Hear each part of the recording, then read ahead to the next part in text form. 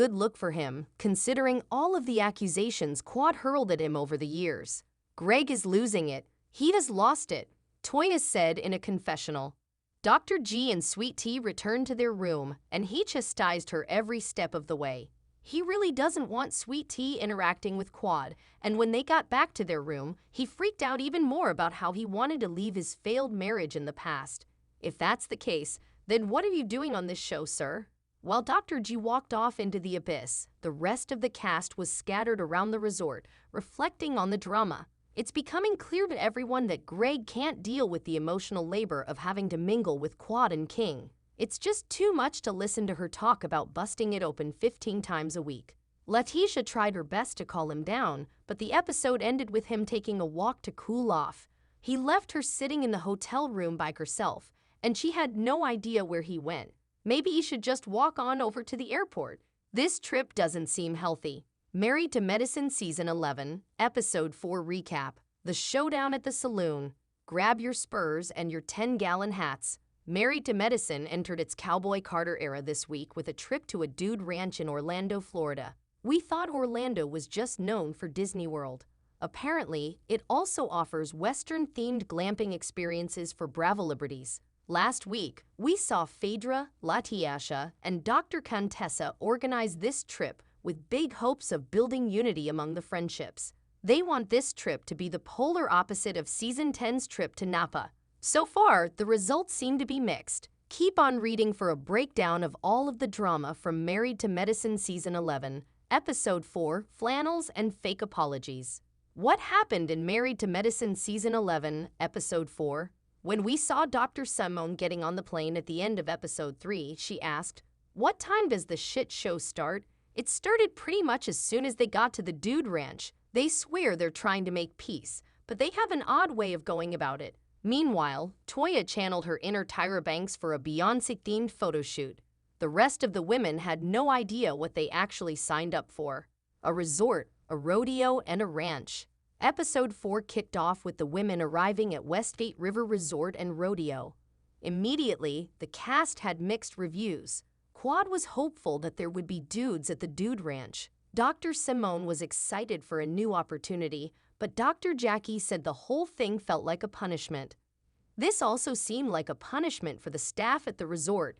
Every time the camera cut to one of the employees, they looked under duress.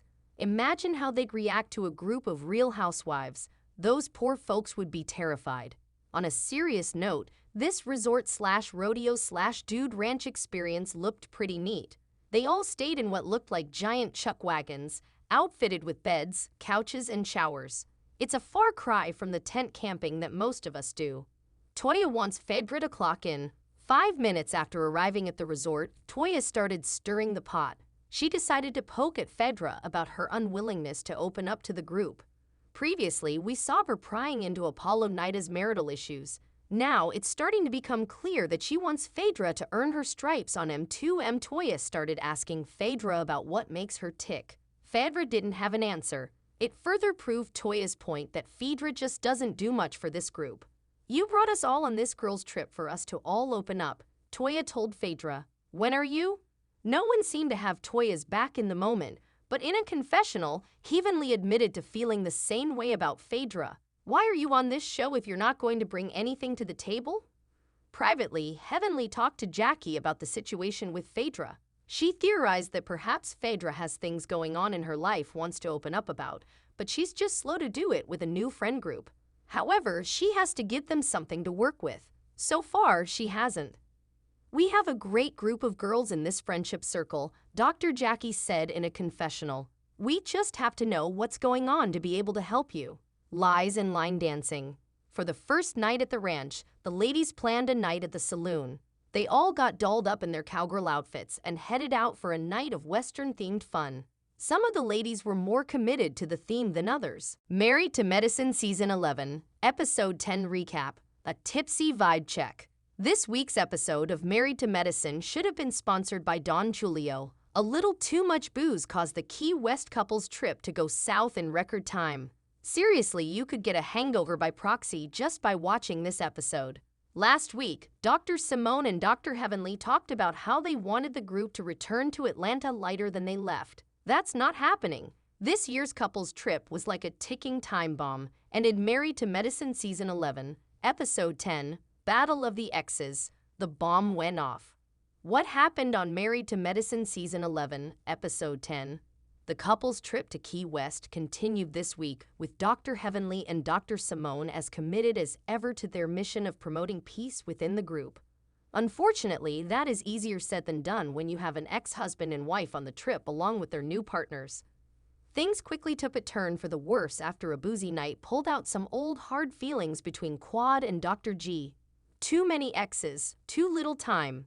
Episode 10 picked up with the couples competing in their relay race. It was cute to see them all having fun, working together and putting aside their differences, even for a second. Watching Phaedra and Dr. Jackie kayaking their way around Florida could have been an episode in itself. It's all fun and games at the start of the episode. However, the fact that there are all of these exes on the trip is a problem waiting to happen. This kumbaya energy isn't going to last. In a moment of foreshadowing, we see Sweet Tea talking to Dr. G. She said she felt like she was working through the awkwardness with Quad. She genuinely sounded optimistic about their relationship on the trip. Meanwhile, Dr. G wasn't feeling it. He said he hadn't spoken to Quad or King the entire time. That all changes by the end of the episode. Where's the pool? Earlier this season, we saw a baby shower with no baby thanks to Toya's Birkin bag reveal party. This week, the ladies had a pool party with no pool. They're really on a roll in Season 11. Heavenly and Simone, who are co-hosting this trip, summoned everyone outside to a big slab of concrete. There was no pool in sight. When the Metcalfs got there, they felt a little confused. Contessa was like, "Wait, isn't this supposed to be a pool party?" Nope, this is a game called Vibe Check, organized by Heavenly and Simone. There will be no swimming. Instead, each couple will have to answer questions about each other on dry erase boards in the style of the match game. What could go wrong? Before the game started, the vibe already got weird when Phaedra showed up with Chake. This is a couple's trip, and no one could understand why she brought a guy she just met a few days ago. Interesting that she would bring Chike here on the couple's trip, a man she barely knows, Simone said in a confessional.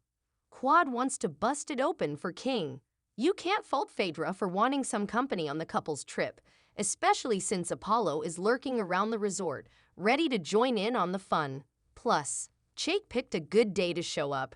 He had a front row seat to some serious mess thanks to the Vibe Check game and Quad's bottomless cocktail. When one of the Vibe Check questions was about children, Quad announced to the group that she was ready to bust it open for King and have a baby.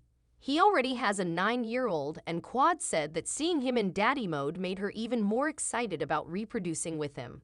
Cut over to Dr. G, who is just sitting there in his polo shirt taking it all in. Things went left after a question about sex. Quad and King said they were doing it at least 15 times a week. Sweet Tea and Dr. G, on the other hand, they said they were lucky to do it twice.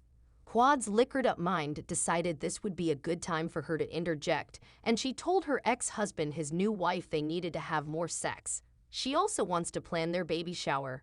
Slowly but surely, you could see Greg's temperature rising. The tiki torch in the background behind him made it look like smoke was literally rolling off of his bald head. Bravo to the cinematography. I think she's the perfect pick for my ex-husband, Quad said about Letitia. That was the sentence that took Dr. G over the edge. He turned to Quad and replied, "We don't care what you think. Where in the world is Dr. G?" After Dr. Greg clapped back at Quad, all hell broke loose. Quad started calling her ex-husband a narcissist. Dr. G told Quad she had a big mouth. It was like all of the toxicity of their failed marriage started bubbling back to the surface. Alcohol tends to have that effect